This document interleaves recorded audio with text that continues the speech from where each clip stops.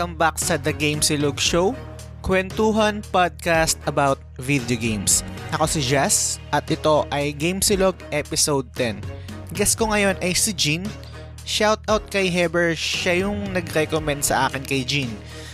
Listener siya ng show. Topic namin ngayon ay Kingdom Hearts. Hindi ito review episode. Gusto ko lang makipagkwentuhan sa kapwa Kingdom Hearts fan kung ano yung history namin sa game, kung bakit namin nagustuhan, at kung ano yung mga hindi namin nagustuhan. Maraming spoilers dito sa episode na to, lalo na sa Kingdom Hearts 3. So kung hindi mo pa natapos yung game, I suggest na wag mo munang pakinggan itong episode na to. So yun. Tara! Game? Game!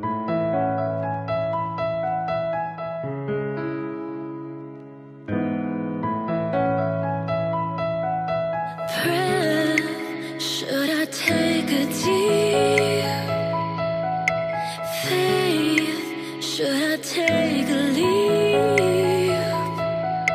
Taste what a bittersweet. All night, all my life.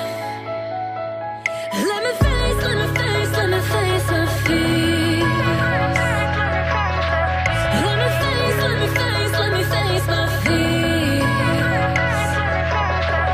Won't be long, I'm almost here. Watch me cry all my tears.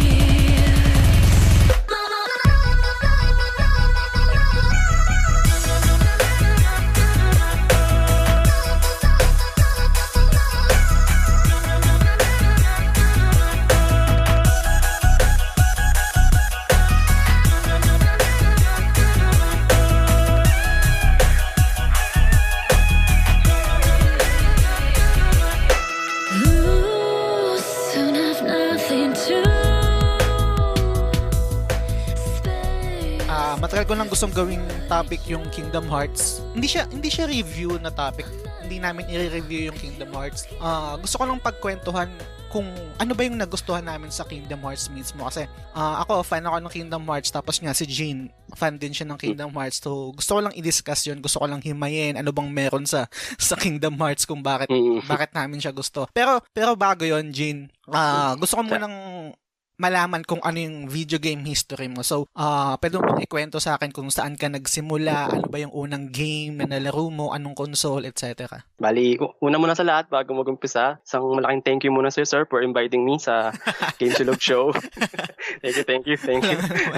Bali, yung video game history ko, 8 years old pa lang ako simula nung naging gamer ako. Nice. Bata, no?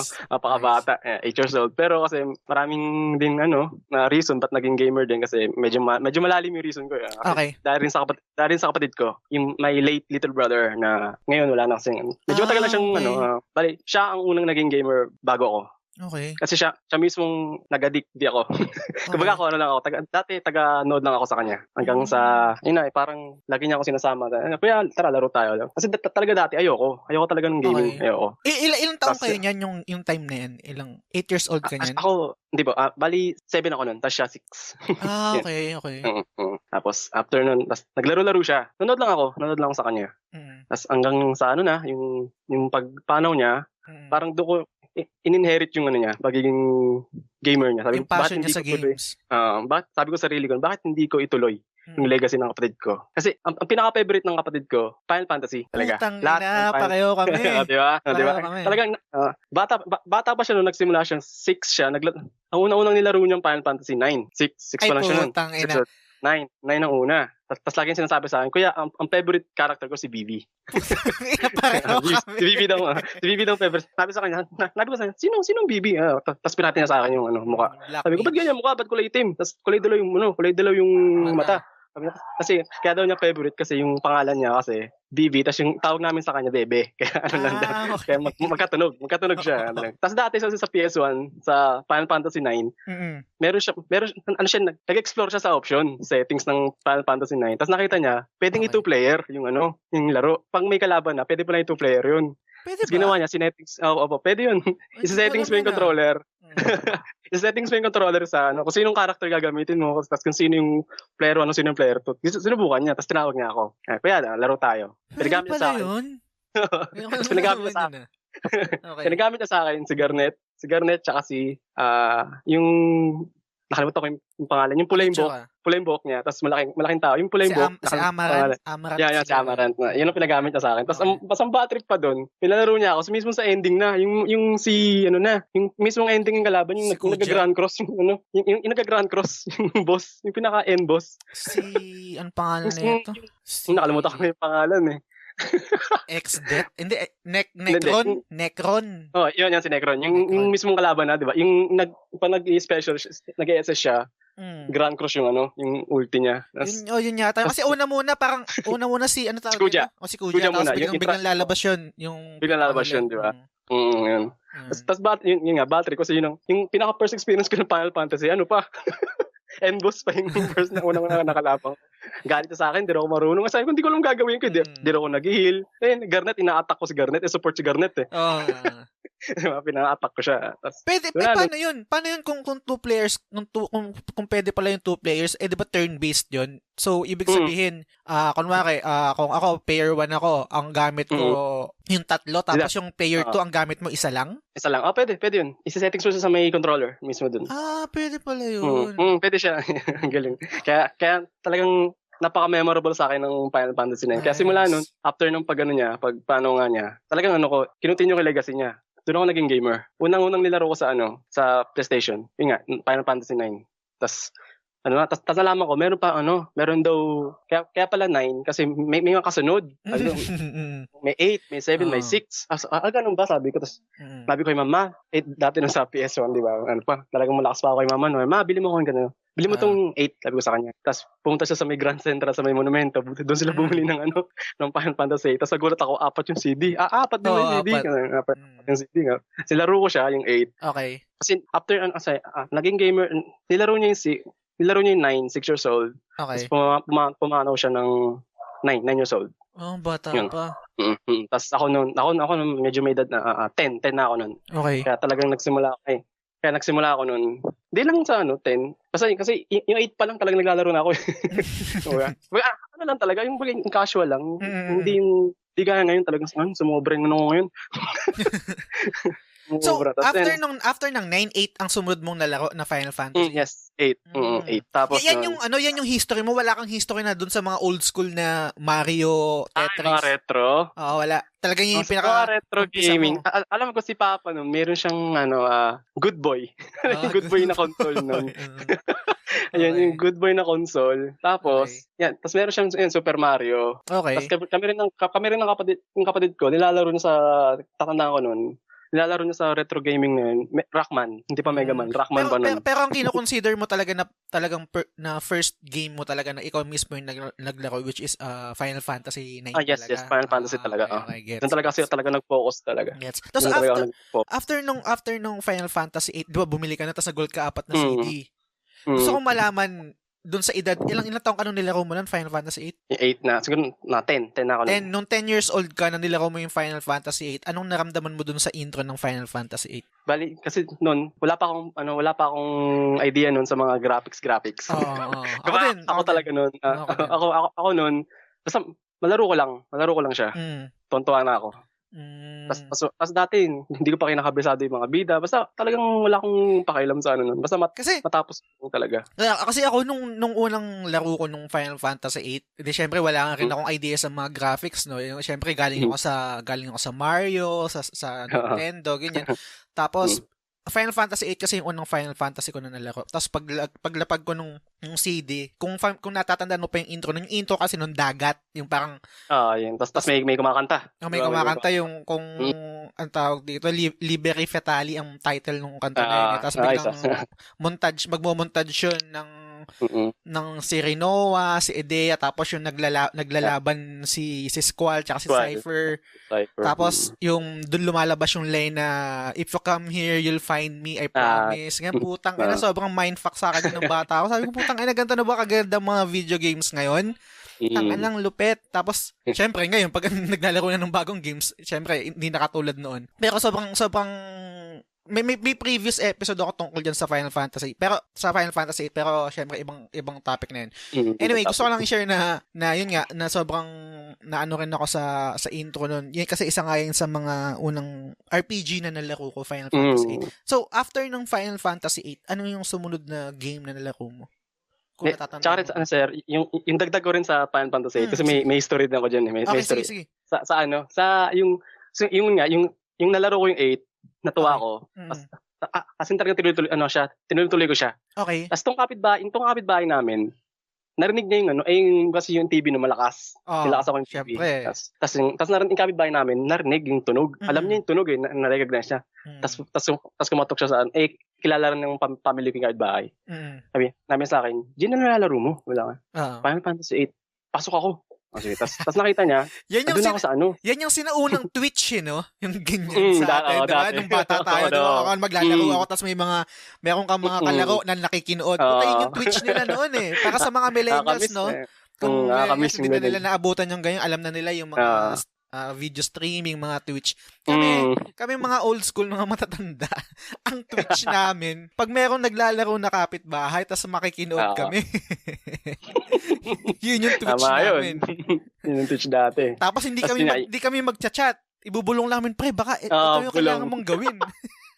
Ganun. Anyway, yun. So, tapos nakita niya ako sa mismong sa ako kay naka-Ultimecia Castle na ako noon. Okay. Tapos sinabi niya sa akin, patingin ako ng weapon mo. Pinito ko sa kanya.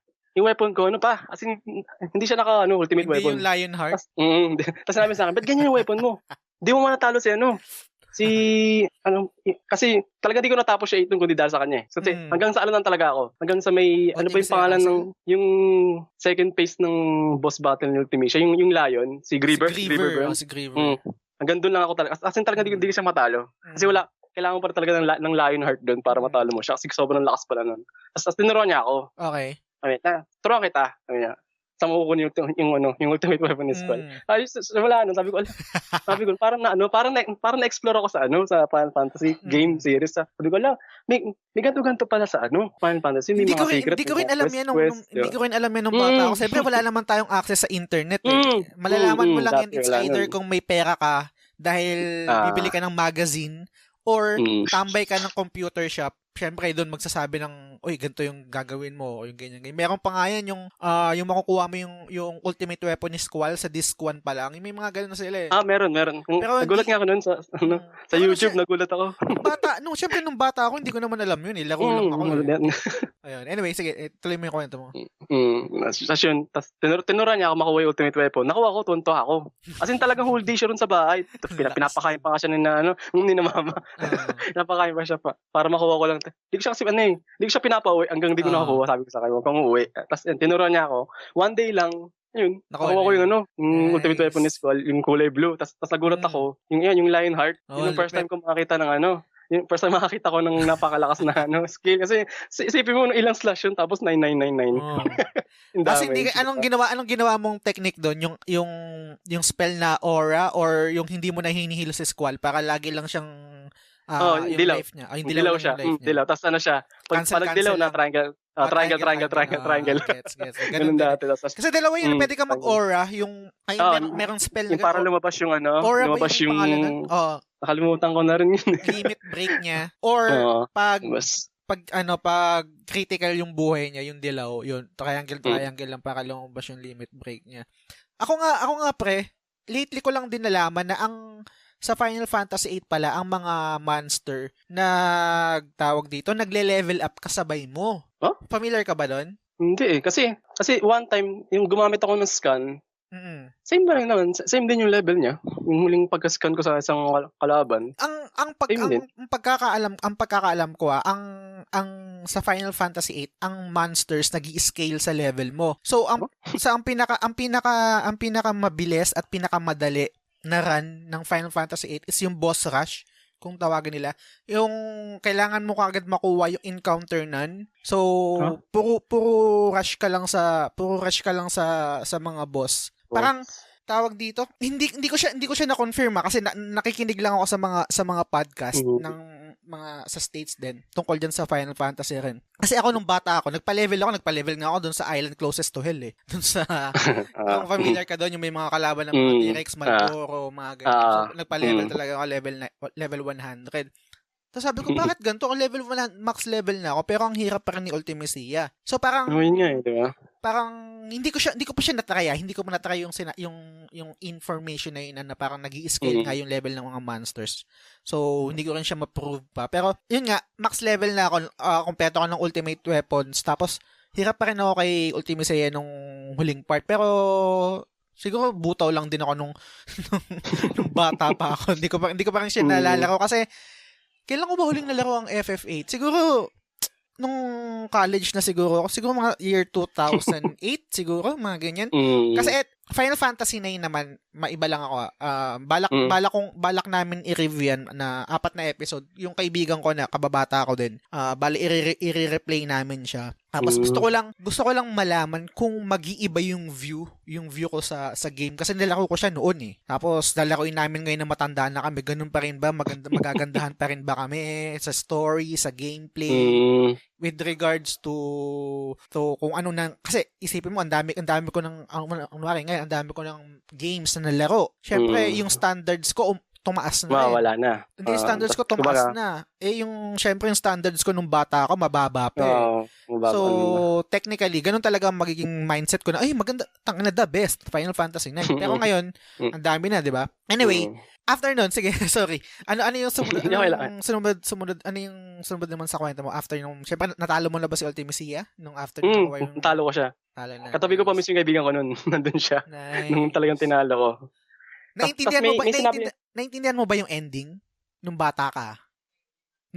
Ay, hindi rin eh. Pareho tayo, hindi ko rin naiintindihan yung ending. Putang inang ending yan. Hindi ko maintindihan. Ngayon, naiintindihan ko na, syempre may Google na, papaliwanag na kung anong ibig sabihin ng ending na yon. Kasi kung tutuusin pre, ang Final Fantasy, yung story ng Final Fantasy, sobrang komplikado. Kung nilaro mo siya lalo nung bata ka, hindi mo magigets. Hindi mo magigets talaga. Ngayon nga na matanda na ako, minsan maglalaro ko ng mga games, lalo na pag mga RPG, mga Final Fantasy, ang hirap intindihin eh. Diba? What more pa nung bata tayo. Anyway, sige, ayun. After nung natapos niya, ano nangyari? Tas may sinabi pa siya sa akin, si Selfie daw. Selfie. Siya raw yung pinakamalakas doon. Sabi ko, bakit si Selfie naging malakas? Kasi daw yung ulti pala noon, mayroon siyang secret ulti na talagang maski sa boss tatalab. Sabi ko, anong push yun? Ano ba yung limit break niya? Talagang hindi ko siya pinansin noon. Pero nung nilaro ko after mga so many years na, sa may PSP ko siya nilaro PSP. FF8 din. Dinownload ko yung FF8 sa PSP ko noon. Parang naalala ko parang nag-flashback sa akin sinabi ng kaibigan ko noon. Si Selfie raw pinakamalakas. Tinignan ko yung ulti ni Selfie. Hinanap ko. Then, pagka limit break niya, hinanap ko yung pinakamalakas niya. May pangalan doon, DN. DN yung pangalan na DN. Sabi ko, ano to? Okay. Sakto si Ultimecia kalaman ko. Si Ultimecia. Pinakalas na talaga yung kulay pula na yung itsura niya. Okay. Sinubukan ko mag-DN. Pagka-ex ko, yun nga, instant kill talaga kay Ultimecia. Parang death? As in talagang patay talaga, as in DN, tapos ang laro, DN, patay kayo lahat. Hindi ko alam yan. Ito pala yun. Tapos ginawa ko, pinas ko sa FB, pinicture ako sa cellphone ko, tapos pinicture ko yung PSP ko. Sabi ko, ito pala yung DN. Tapos dami nag-comment sa akin. Sabi sa akin, Gene, ngayon mo lang alam yan. Sabi sa akin. Hindi ko rin alam yan. Hindi ko alam, ngayon ko lang nalaman yan sa'yo. Anyway, ito nga pre, ngayon ko lang nalaman din ito naman sa story naman to. Nung kung natatandaan mo pa tandaan mo pa si Irvine, di ba? May baril. Yung sniper, yung may baril. Di ba nung unang nakita mo siya, ang goal niya is barilin niya si Idea? Oo. Ngayon ba na matanda ka na, alam mo kung bakit siya dinaga, bakit siya kinabahan, bakit hindi niya napatay si Idea, bakit hindi niya nabaril si Idea? Kasi ang alam ko, poster child sila, di ba? Magkakasama sila sa may isang ampunan. Di ba? Parang small world, no? Parang, di ko alam, parang nawala ata yung memory nila. Di ba? Tapos itong si Idea, na-possess lang pala niya, no? ni Ultimecia. Kasi si Ultimecia, may power siya time travel witch siya eh. Totoo. Yun yung pinakaano niya, special skill niya, time travel. Kumbaga, nasa future to si Ultimecia, tapos bumalik ng sa past. Parang, siguro manggulo. Tapos si Idea ang pinili niyang pasukin. Tapos maganda rin, di ba, si Sid, nagulat ako, si Sid tsaka si Idea, mag-asawa pala. Yun nga. Hindi, ang sa akin, ang pinupunto ko lang, kasi yung una ko nung mga unang time na nalaro ko yung Final Fantasy 8. Tapos, yung scene nga na yung si Irvine, syempre hindi mo pa alam yung story, di ba? Sabi ko, putang ina ko, ang bobo naman ito. Ang simple lang, babarilin mo lang, di ba? Pero fast forward, na ngayon na alam na natin yung story, doon mo marirealize na kaya hindi nagawa ni Irvine yung task niya para i-assassinate si Edea kasi siya lang doon sa grupo yung hindi nagkaroon ng amnesia. So, nung time, nagpanggap lang siya. Kung malalaro mo ulit siya, o umpisahan mo ulit, may mga subtle dialogue doon na alam niya yung totoong nangyari, na alam niya si Edea, siya yung foster parent nila. Si Irvine lang ang nakakaalala ng lahat ng pangyayari. Sila si Squall, si Zell, si Quisty, si Selfie, si Rinoa, hindi, iba si Rinoa. Si Cypher, lahat sila hindi nila matandaan, si Irvine lang. So, yung scene na yon, yung scene na i-assassinate dapat dapat ni Irvine si Edea, hindi niya magawa kasi alam niya kilala niya si Edea kilala niya na yun yung nag-alaga sa kanya nung bata sila. So yun. So lately ko lang yun na nabasa. Ang dami pag siguro pag nilaro mo siya or pag nag-YouTube ka ngayon dahil sa technology, pag nag-YouTube ka ng mga tungkol sa mga games na nilaro natin before, ang dami natin discover. Ayun, so ikaw ano pa yung mga memories mo sa video game history mo? Ano pa yung mga sumunod after yung After nun, sa Final Fantasy, nag-explore din ako ibang games. Mga Crash Bandicoot, Twisted Metal, Medieval, Dino Crisis, Resident. As in talaga mga classic nun. As in talaga nalaro ko lahat sa PS1. Nag-try ka Castlevania. Nice. Nag-try ka ng ibang genre talaga. As in lahat talagang sinubukan ko para lang sa legacy na yan ang mali ko nung kabataan ko. Nung namulat ako sa JRPG, nag-focus ako sa JRPG talaga. Parang nag-try ako ng ibang games. Yan, Resident Evil, yan, mga ganyan. Pero talagang ang hinahanap ng dugo, ng panlasa ko talaga JRPG. So, meron akong isang episode yung episode nung mga previous episode nitong podcast. Nilista ko yung mga games na natapos ko noon sa PlayStation era. Putangin na puro JRPG, mga ayos nga yun ganyan. Lunar yung pinaka-favorite kong video game of all time. Lunar Silver Star Story Complete, Lunar Eternal Blue, Thousand Arms, Wild Arms, ano pa ba? Asin talagang mga Grandia, Tales of Destiny, mga yan. Puro JRPG talaga. Meron akong mga Resident Evil, Silent Hill, pero mga parang yun yung mga latak lang doon sa genre na talagang ko. Pero okay din naman. So, ikaw, after ng PS1 era, ano pa yung mga sumunod? Tas sa PS2, nung lumabas yung PS2, ang unang-una ko nilaro sa PS2, Devil May Cry. Nice! Devil May Cry ang kauna kasi may nag-recommend sa akin nun sa computer shop ako nun. Kasi dati, pag wala ka pang console, nandiyan naman yung computer shop Oo. Ganyan din ako. Tas sakto yung computer shop sa kanto namin, may PS2 na siya. Nagpaparenta siya. Nga lang, ang renta nun, dati 35 sa oras. Mahal. Kasi bagong siya diba? Bagong labas pa. Sige, okay lang. Sinubukan ko yung Devil May Cry. Nagandaan ako. Tapos yung graphics nun. Tuwa ako sa graphics ng PS2 nun. Ang ganda na. Ayos na to. Sabi ko, ayos na. Ayun, Devil May Cry ang kauna sa PS2 ko. Nice. Tapos after nun? Tapos since lumabas na yung PS2, dami nagsilabasa na games. Dami ko nilaro. Tapos talagang isa lang talaga yung kumuha ng kumbaga, apple of the eye ba? Yung talagang kumuha ng attention ko. Yung Kingdom Hearts talaga. Nice, ganda. Kingdom Hearts ang kumuha. Ang gandang transition sa topic. Siya Ang ganda ng story ng ng Kingdom Hearts, yung nakilala ko yan. Yung paano ko siya nakilala. Okay. Kwento mo yung, sige, Ganda rin. ito na yung topic natin. No? Ito talaga yung topic natin. Maganda at nabanggit mo rin. Diretso na natin sa transition na yan. Ano yung history mo sa Kingdom Hearts? Balik kami nun, tatlo kami ni na mama, papa, ako. Okay. Pumunta kami sa may Green Hills. Okay. Sa Green Hills kami nun. Tapos di ko alam si Papa, may binibili atang, di ko alam, mga cellphone or computer parts nun. Okay. Yung isang shop doon, napatingin ako kasi nga, iba, pag gamer ka, pag may nakita kang gaming shop, syempre di mo maiwasang tumingin. Para babae lang yun. Anong year yan? Tandaan mo pa kung anong year yan? 13 years old ata ako, 14 years old yata. Nakalimutan ko na yung year eh. Yung year, sige. Kasi nalabas yung, diba? Nalabas yung Kingdom Hearts 1, 2002. 2002, di ba? Ilang taon ako nun. Basta mga 12 ako nun siguro. Okay. Makalimutan ko ng year eh. Tapos yung pagtingin ko sa computer shop, meron man akong poster. Okay. Kasi laki ng poster. Tapos nakita ko yung Kingdom Hearts. Tapos ano pa nga nun eh, dati, hindi Kingdom Hearts ang tawag ko eh. Kingdom of Hearts. Yun ang basa ko sa dati nun. Laging Kingdom of Hearts, sabi ko na. Tapos nakita ko yung tsura ni Sora. Hindi ko siya kilala ng Sora. Ano yung poster na yun? Yun ba yung merong malaki? Yung mismong cover. Yung mismong cover. Okay. Yung part 1. Okay. Nasa madilim ba yung gabi nun? Tapos yung cover. yung moon, yung Kingdom Hearts, tapos si Sora nakahawak ng Keyblade, naka-side view. Okay. Tapos si Rico di ba? Naka rin doon. Okay. Tapos napansin ko, sabi ko, sino yung dalawa sa baba? Lapit ako sa computer shop. Sabi ko, puta, ba't nandito si Donald at si Goofy? Ginagawa nila doon dalawa. Noon pa man, na ako talaga, tumitingin na talaga ako sa mga developer.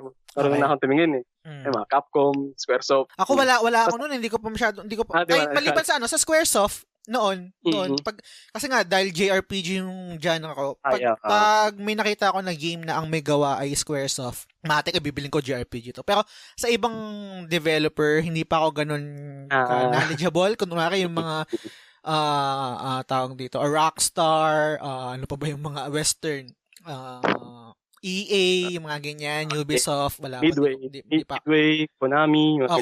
Konami medyo familiar ako, pero hindi ko siya kasi talaga genre. So talagang more on, pag nakita ko Atlus, pag nakita ko Persona yan. Persona series yan. Pag nakita ko naman Squaresoft, yun talaga matik yan, bibiling ko kasi alam ko JRPG yan, or ano pa ba ng mga yun, actually puro yun lang din eh, puro yun din talaga mga JRPG ng mga time na yun. Anyway, so nakita mo yung poster.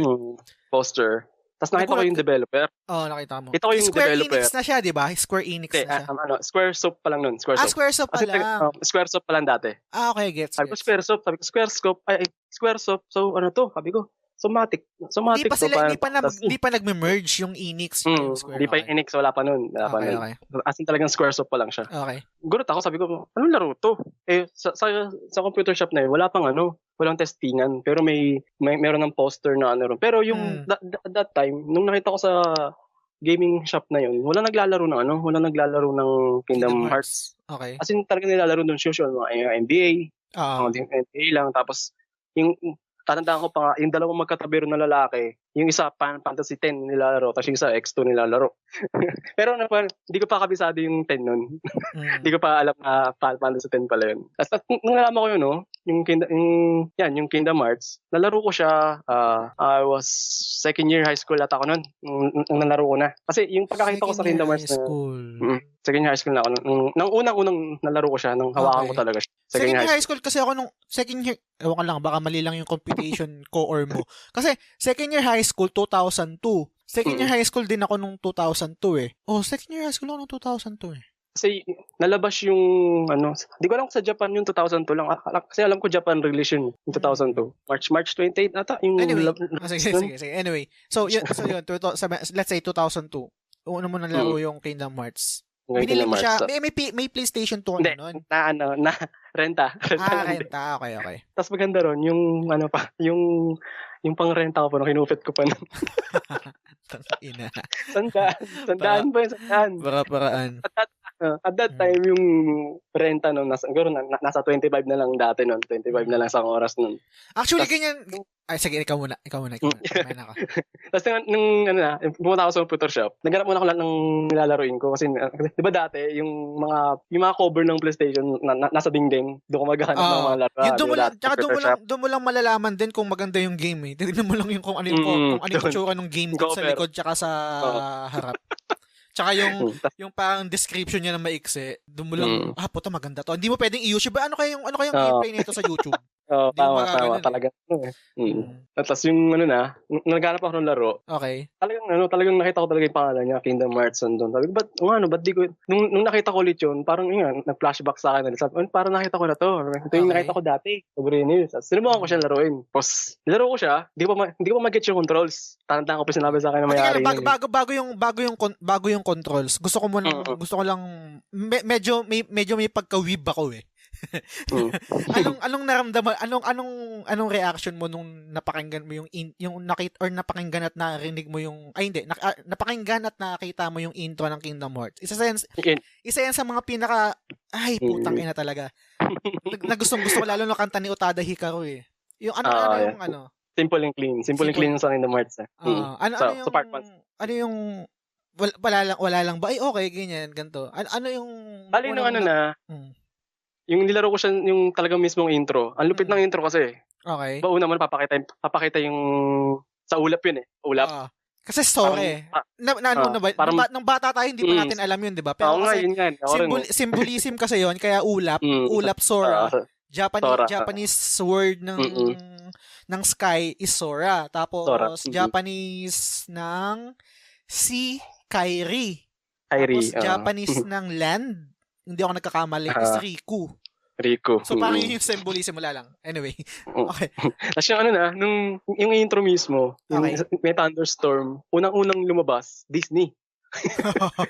Hindi ako nagkakamali. Basta alam ko Disney unang lumabas. Sabi ko, Disney. Tapos yung Squaresoft na, ang lupit ng entrance ng Squaresoft. As in talagang isa-isang letter. Ganun yung letter ng Squaresoft. Ay, sabi ko, putik. Iba talaga. Pag Squaresoft talaga gumawa, iba. Tapos yung kanta ni Utada. Hindi ko pa pinapansin yung kanta nun. Wala pang dating sa'yo yung kanta nun. Wala pa. As in talagang nakapokus ako sa karakter. Sino to? Sino yan? Sino yung babae na yan? Sino yung laki na yan? Tapos nung nandun na sa laro na, medyo na pa ako sa control. Kasi in-expect kong controls parang Final Fantasy nga. Parang siyang turn-based. Diba? Attack, ganun, attack. Pero iba, hack and slash yung dating. Baka nalaro mo na yung Devil May Cry bago mo nilaro yan. Devil May Cry muna bago yung Kingdom Hearts. Okay. Kasi sa PS2 yan ang kaunang ko talang laro, Devil May Cry. Tapos yung yung sa controls na, tandaan ko pa nga, yung may-ari, at tatawa ko sa may-ari nun. Bakit? Tapos, kasi, di ba sa Kingdom Hearts 1 kasi, di ba ang pinaka-intro nun, di ba yung sa may, ano bang pangalan ng lugar na yun, yung sa parang Destiny Island. Yung mismong test muna, yung test sa Kingdom Hearts 1. Okay. Yung parang meron. Nakalimutan ko yung lugar eh. Basta sa Serenity of... Basta pipili ka kung sword, shield, or magic. Okay. Di ako nagkakamali kung Serenity of Calling ata yung pangalan ng lugar na. Tapos, nung nakapili na ako nung gagamitin yung weapon, Anong pinili ko Spada? Spada, basic. Okay. Spada talaga. Tapos yung natalo ko ng mga kalaban nun, merong pintong bumukas. Ay, merong pintong lumitaw. Okay. Kasi lumitaw yung pinto, di ba? Tapos sinabi ng tutorial, hindi pa triangle nun eh. Kasi sa PS4 kasi, ngayon nagbago na yung controls, di ba? Triangle na. Sa remake, yung Kingdom Hearts, yung ni-remake nila yung Kingdom Hearts, triangle na open. Doon pa lang sa classic Kingdom Hearts, yung mismong open niya, nasa baba, i-up mo pa, yung D-pad. Pipiliin mo yung D-pad sa pang-apat na menu siya. May nakasulad doon open. No, gets. Ako, hindi ko pa alam yung controls. Nandun sa command, nasa command yung open niya. Nasa command menu siya. Tapos ako, hinahanap ko, sabi ko, paano to? Sabi ko, hindi ko alam paano buksan. Tapos, ginawa ko, nagtanong ko sa may-ari. Ay, kuya, paano buksan tong pinto? Tapos tinuro niya sa akin yung menu. Okay. Nandun yung sa open. Nandun yung open. Tapos pagkapili ko sa open, tapos nandun pala. Tapos tandaan ko nun yung may-ari, bumulong pa. Sinabi niya, kasi yung larong yan, pamatalino lang. Sabi sa akin, ay, putangin na to. Sabi ko. kung may edad lang ako nun, ako yari yun. Gago. Yun ang sinabi sa akin, parang simula nun, siguro na-challenge ako. Parang, di naman ako sa nagalit. Parang na-challenge ako lalo nung narinig ko yun. Kumbaga, Medyo kupal, no? Medyo kupal si kuya. Yun ang sabi sa akin. Kaya, yun. Ayun, yung sa akin, share ko lang, no? Yung sa akin naman dyan sa Kingdom Hearts na yan. Actually, yun nga, tawag dito. Kasi yung PS2 kasi, pirata. Actually, ewan kung... Lahat tayo. Wala tayo naman, di ba? Nag-legit lang ako PS3 na eh. PS3, PS4 na eh. Wala ate. Nawala na dyan. Pero PS1, PSP, tsaka PS2, yan, pirata ako niyan. So, ang sistema kasi niyan, late na ako nagkaroon ng PS2. Siguro mga third year na siguro ako nagkaroon ng PS2, mga 2003. Pero yung AirPods ko kasi nasa Korea din si Papa. Meron siyang PS2, siya yung nauna na magkaroon ng PS2. Kasi yung Papa ko kasi gamer din. So tapos yung pinaka-banding namin dati nung magkasama pa kami sa Pinas, video games. Tapos fan din siya ng Final Fantasy. So nung mga time na yun, nilalaro niya na yung Final Fantasy X, tapos ako wala. Ang sistema namin nun, tumatawag pa siya sa akin, long distance call, tapos kinukwento niya sa akin yung story ng Final Fantasy X, kung bakit. Tapos sobrang fascinated talaga ako sa Final Fantasy kasi talagang naglalaro ako sa computer shop para lang malaro ko yung Final Fantasy X. Paulit-ulit yun, yung pinaka-intro niya kasi hindi ako, ewan ko kupal yung computer shop na nilalaroan ko, hindi pwede mag-save. So, kada balik ko, putang ina, lagi intro lang, lagi ulit. Ulit. Hindi naman ako makakapag-marathon kasi wala akong pera. So, yun yung pinaka-backstory yun. Hanggang sa yun nga, 2003, nagkaroon ako ng PlayStation sa Green Hills din binili. Tapos pirata. Parang hindi ko na matandaan kung magkano yun eh. Tapos meron libreng games sa pirated 20 games kasi pirata naman yun eh. Wala pang Kingdom Hearts nun. Yung mga games ko, mga yun Final Fantasy din, kinuha ko agad. Tapos Devil May Cry. Tapos madami pang iba. Yung Xenosaga yata yun. Tapos yung sa Kingdom Hearts naman nakita ko siya kasi taga Mandaluyong ako tsaka taga Taguig din. May bahay kami sa Mandaluyong. Meron dun sa may Mandaluyong, kung sa mga listeners kung familiar kayo, sa Kalentong meron tinatawag na marketplace. Parang malit siya na mall. So may mga bilihan doon ng mga piratang mga CD. Tapos nakita ko doon, punta na ito Kingdom Hearts to. Mga ganyan-ganyan na. Sabi ko, Square? Ano to? Baka ito nga yung mga RPG, ganyan-ganyan. Tapos sabi ko, may mga picture pa ng mga Disney. Sabi ko, okay, Kenkoy, pang bata siguro to. Pero may Final Fantasy kasi. So, nangibabaw kasi hindi ako masyadong fan ng Disney. Ang alam ko lang ang alam ko lang ng mga Disney, yung mga sinauna, mga Little Mermaid, Lion King, Aladdin, yan lang yung mga sumunod. Hindi na ako familiar diyan eh. So, binili ko yung Kingdom Hearts dahil nga sa Final Fantasy, may touch siya ng Final Fantasy. Tapos tinanong ko pa yung kasi Japanese yung sulat dun sa CD ng Kingdom Hearts. Tinanong ko yung kuya nagbebenta. Sabi ko, kuya, may English ba to? Tapos sabi ni kuya nagbebenta, English yan, mayroon yan sa option, English yan. Di binili ko, no? Pag-salpa ko, pag uwi na ba, pinsalpa ko, putang ina, Japanese. Putang inang to, walang option, Japanese version yung binigay sa akin. Pero nung year na yon, meron na kasi 2002 ni-release yung game, 'di ba? So 2003 nangyari yung incident na yon. Talagang hindi lang alam ni kuyang nagbebenta yung binebenta niya. Talagang sinabi niya lang sa akin na may Japanese. So hindi ko narinig yung nung nilaro ko yung Kingdom Hearts nung umpisa. Hindi ako familiar sa Simple and Clean. Ang alam kong intro ng Kingdom Hearts yung Hikari. Yung Japanese version ng Simple and Clean. So sabi ko, doon pa lang, putang ina, talang gusto ko na siya kasi tawag dito, fascinated ako sa Japanese culture talaga. Manonood ako ng mga anime, mga ganyan-ganyan. Kaya trip ko yung kanta ni Utada. Tapos kilala ko din si Utada dahil sa mga kanta niya before. Dahil yung mama ko kasi nagja-Japan din before. So alam ko yung may konting alam ako sa Japanese culture, sa pop culture din. So doon ako nag-start. Doon ako nag-start. Tapos parang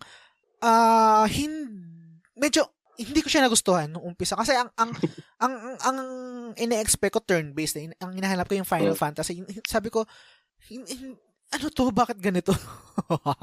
hindi ko siya hindi ko siya nagustuhan. Ikaw nung una mong nilaro yung Kingdom Hearts tapos na-realize mo na hindi siya turn-based, hindi siya yung traditional na JRPG. Hindi ka ba na-turn off? Hindi naman kasi talagang natuwa ako noon sa kasi sa yung hack and slash nga kasi marami rin na rin ako nalarong di ba sa PS1 noon mga hack and slash yung genre.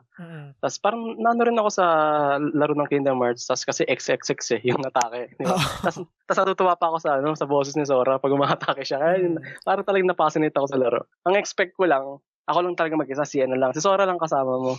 Lalo ako natawa nung sumama yung dalawa. si Donald tsaka si Goofy. Donald tsaka si Goofy. Talagang lalo pa ako natawa. Tapos mas lalo pa ako natawa nung nakita kong unang appearance pa lang. Si Leon, which is si Squall, di ba? Leon siya dun. Kasi nung nilaro ko yung Kingdom Hearts kasi, hindi ko pa kilala si Tidus tsaka si Waka. Sa Kingdom Hearts doon pala. Sila ang kauna-unang sila ang kauna-unang lumabas na Final Fantasy character sa Bali tatlo sila Si Selfie, si Tidus, tsaka si Waka. Yung mga bata. Doon sa Destiny Island. Si Selfie, di ko siya masyadong natandaan kasi masyado nang matagal nung nalaro ko rin yung 8 Di ko siya namukaan. Tapos nakilala ko ng Final Fantasy character nung lumabas si Leon. Sa Squall nga. So parang nung time na yan, open ka na sa genre. Ibig kong sabihin, lahat talaga. Sinusubukan ko talaga lahat. Wala akong pinipili. Kasi nung time na yan, nung gamer ako nung mga time na yan, pag naisip kong Square Enix, ang habol ko talaga, turn-based Turn-based talaga yung ina-expect ko. So, parang medyo nagulat ako na action RPG siya. Kumbaga, hindi pa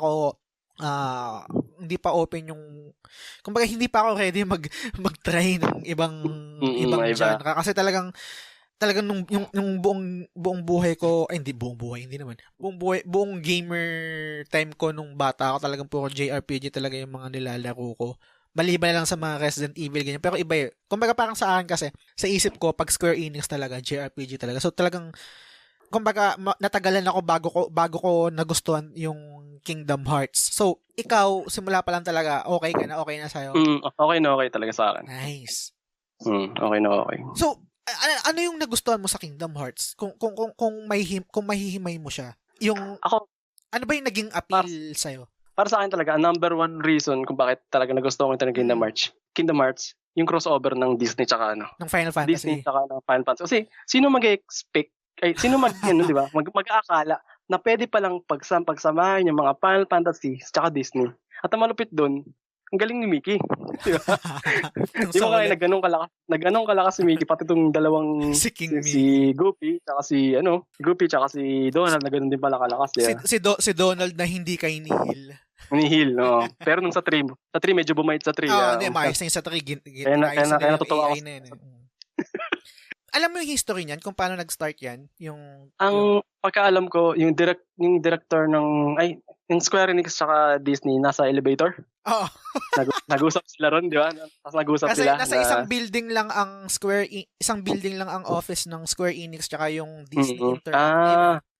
Disney Interactive. So parang nagkasabay sila sa isang elevator. Hindi ko kilala kung sino executive ng Square at sinong executive ng Disney. Pero ganun yung kwento na parang nagkasabay sila sa isang elevator. Oy, gusto niyo yung crossover, ganyan. Tapos yun nangyari.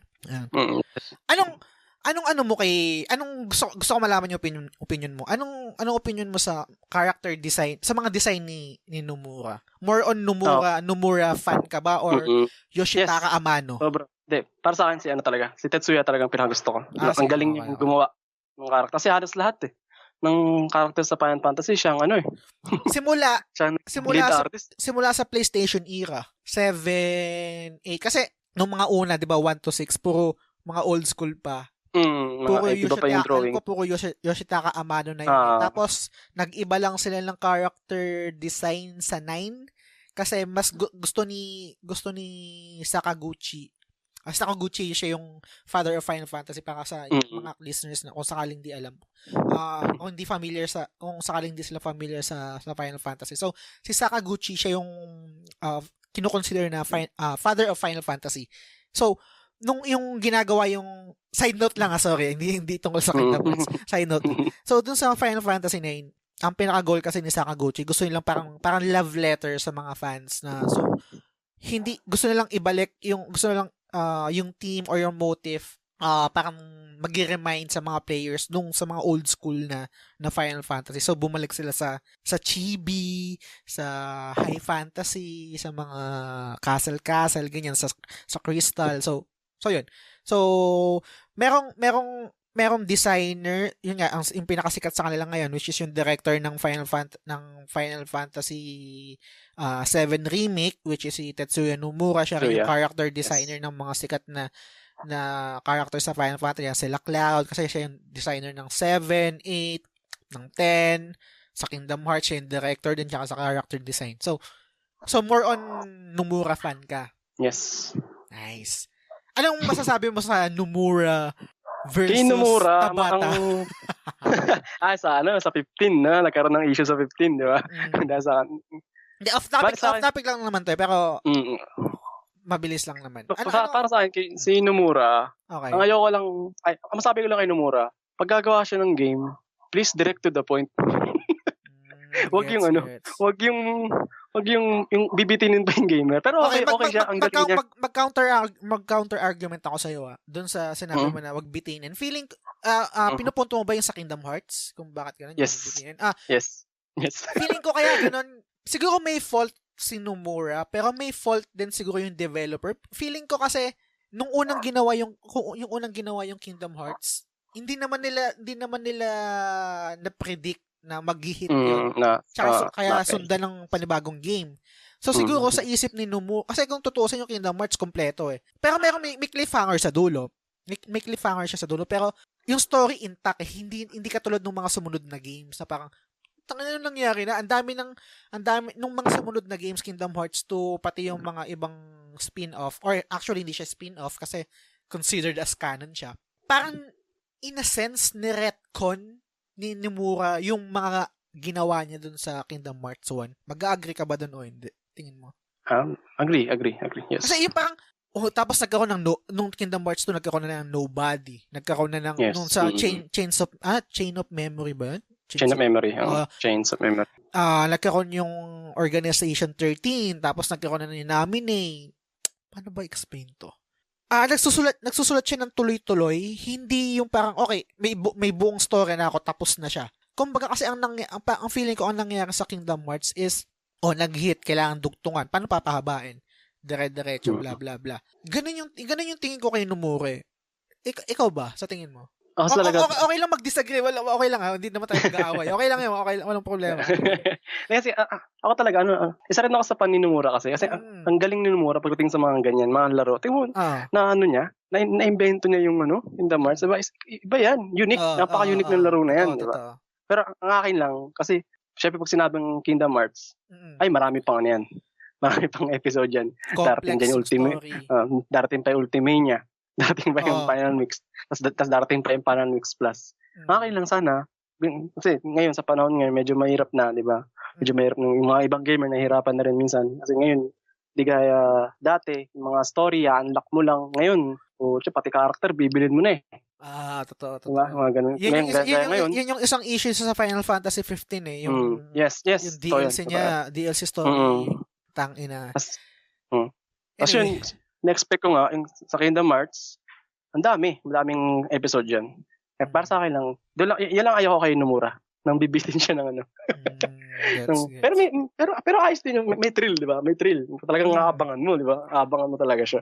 Ako naman wala akong issue kay Nomura per se. Ang issue ko dun sa mga Nomura fans. Kasi hindi sa iyo Kasi tinanong ko yung opinion mo, mukhang okay naman. Hindi naman ikaw yung hindi ko gustong klase ng fan ni Nomura. Kasi nung kasagsagan, ito off topic to, hindi naman to related sa Kingdom Hearts. Nung kasagsagan ng Final Fantasy 15, ang daming naging hater ni Tabata, tapos laglabasan yung mga fans ni... Ganun ka ba? Hindi naman.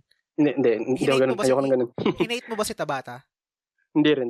Ay, hindi. Okay. Kasi baka sakali. Okay, kung hate mo si Tabata, okay lang naman. Pwede naman tayo conversation na kung sakaling ganyan. Wala naman problema dun. Pero sa akin kasi, ayoko lang nung mga time na lumabas yung Final Fantasy 15, tapos ang daming naging hater ni Tabata. Tapos, ang dami nang sinasabi na dapat si Nomura na lang yung nag-direct ng Final Fantasy 15 eh. Sana mas magiging maganda. Ang sa akin lang naman, hindi mo alam yun. Walang, kahit sino sa atin, walang nakakaalam kung, para sa akin lang to, kung iba yung opinion mo, Gene, okay lang. Walang problema yan. Pwede natin i-discuss yan. Ang sa akin lang, ang dating lang sa akin, lahat sa ating fans, walang nakakaalam kung anong kakalabasan ng Final Fantasy 15 kung si Nomura ang nag-direct nun. Actually nga, kaya nga hindi natuloy yung Final Fantasy 15 kasi nalipat ng project si Nomura eh. Nag-focus siya sa Kingdom Hearts, di ba? Yun yung naging decision ng Square. Si Tabata ang nag-save sa 15. Hindi lang niya nagawa ng kumpeto dahil siguro sa stockholders or sa Square Enix mismo, pero kung ano yung kaya niyang gawin sa time na binigay sa kanya, nagawa niya para sa akin. Para sa akin, masyadong, nung mga time kasi na yun, nung release ng Final Fantasy 15, lalo na sa mga Facebook group, sa Twitter, ganyan-ganyan, sa Reddit, ang daming hater ni Tabata, nakakaburat. Tapos ang daming, sana sinumura na lang, sana sinumura, ganyan. Tangina, hindi nila na-appreciate yung ginawa. Alam ko na olats, ang daming olats sa Final Fantasy 15. Ano yun? Fact yun. Walang pwede mag-deny nun. Ang daming olats sa Final Fantasy 15. Pero regardless, para i-hate si Tabata. Si Tabata pala yung director ng Final Fantasy 15. Siya rin yung direct ng Crisis Core. Siya rin yung si Tabata rin, Hajime Tabata pala yun. Si Hajime Tabata rin yung nag-direct ng Parasite Eve third birthday sa PSP. Sa PSP.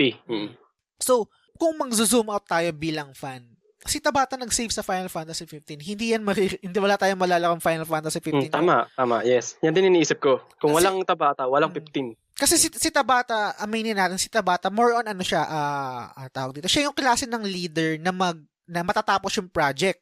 Si Nomura naman yung klase ng leader na visionary. Si Nomura, sobrang lawak ng imagination yan eh. Ang dami niyang concept, ang dami niyang story. Pero hindi, parang feeling ko hirap si Nomura mag-budget ng oras. Kumbaga parang, kung magko-combine nga si Tabata at si Nomura, feeling ko maganda yung kakalabasan ng bawat project nila. Kumbaga Tama. Si Tabata yung pinaka more on parang executive side or yung parang sige, ito yung timeline natin, ito yung schedule natin, kailangan natin itong ma-meet. Tapos si Nomura naman yung siya yung sa side na ito yung story, ito yung ganto, blah blah blah. Feeling ko magandang combination yun eh. Kasi di ba nangyayari, si Tabata guys sa 15, di ba? Si Tabata ang director. Tapos ang character design lang. Si Nomura. Si Nomura. Yun lang. Tapos, hindi, yung concept din eh. Yung concept din ang galing din kay Nomura. Pero syempre, iniba na, di ba? So parang, kumbaga ikaw, kung ikaw bilang director ka, meron kang creative side. Pero hindi mo masyadong ma-apply yun kasi kumbaga, ang nag-conceive nung idea na yun is si Nomura, ibang tao. Tapos ikaw, nilagay ka sa project na to para ituloy itong project na to. Pero yung soul, yung kaluluwa ng Final Fantasy 15, ang gumawa nun is si Nomura. So, di ba parang ang hirap din sa side ni Tabata nun? Ayan, putang ina, napunta tayo sa Okay nga yun, para din rin ng mga listeners, di ba? Na malaman din nila yung totoo. Hindi, pero side ko lang naman yun, Jin. Pwede naman akong mali. Hindi ko naman sinasabi na 100% tama ako. Kumbaga yun lang yung opinion ko. Pwede kunwari, ikaw ngayon, meron kang nagdi-disagree ka dun sa side. Okay lang naman yan, kwentuhan tayo. Or kunwari, may listener na hindi nag-agree dun sa sinabi ko, pwede naman din akong i-message. Tapos, kung gusto nila mag-guess, okay lang din, kwentuhan tayo. Kasi, feeling ko maganda yung ganto, yung nag-uusap tayo. Kasi, di ba sa internet, masyadong madaming mga keyboard warriors na mga... Yes. Kaysa, tangina pinag-aawayan natin, parehong passion natin yan. Ba't tayo nag-aaway dyan? Magkwentuhan lang, mag-debate lang tayo ng maayos, di ba? Pwede naman yun. So, yun. Saan na ba tayo? Bali, tapos na yung 1, no? Sa part 2 na. Tuloy-tuloy part 2, di ba? Hindi naman natin, actually, hindi naman din natin to kailangan isa-isahin eh. Kumbaga, ang pinaka-topic lang, gusto ko lang makipagkwentuhan sa kapwa Kingdom Hearts fan. Kasi, hindi ko alam kung ganito sa Pinas kasi 4 years and 10 months na ako dito sa Korea. So, wala akong masyadong interaction sa tawag dito, sa gaming community sa Pinas kasi una naban ako sa ano tawag ito, yung PS4 enthusiast, yung isang grupo. Page? Yung page. Bakit? Parang nag-post ako ng off topic tapos bawal yata yun. Tapos yun. Ay, ba't naman ganun? Di ba may mga rules sila? Wala namang problema doon, okay lang yun kasi kasalanan ko naman. Nag-post ako ng topic na tungkol sa Final Fantasy X yata, tapos bawal yata yung kasi more on PlayStation 4 lang dapat ang mga pinupost. So naban ako. So okay lang. Tapos meron isang, hindi ko na ma-access yung PS4 Enthusiast 2.0. Meron ganun eh.